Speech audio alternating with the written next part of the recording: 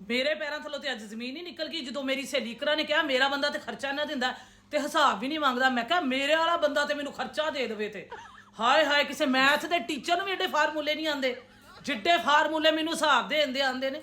ਚੀਨੀ ਕਿੰਨੇ ਦੀ ਆਈ, ਘਿਓ ਕਿੰਨੇ ਦਾ ਆਇਆ, ਕਿੰਨੀਆਂ ਚੀਜ਼ਾਂ ਕਿੰਨੀਆਂ ਲੱਗੀਆਂ ਨੇ, ਮੈਂ ਮਿਰਚਾਂ ਕਿੰਨੇ ਦੀਆਂ ਲਿਆਂਦੀਆਂ ਨੇ, ਮਸਾਲਾ ਕਿੰਨੇ ਦਾ, ਧਨੀਆ, ਉਹ ਮੈਂ ਤੇ ਹਰ ਚੀਜ਼ ਦਾ ਹਿਸਾਬ ਦਿੰਦੀ ਹਾਂ। ਮੈਂ ਹਿਸਾਬ ਦੇ ਕੇ ਇੰਨੀ ਐਕਸਪਰਟ ਹੋ ਗਈ ਹਾਂ।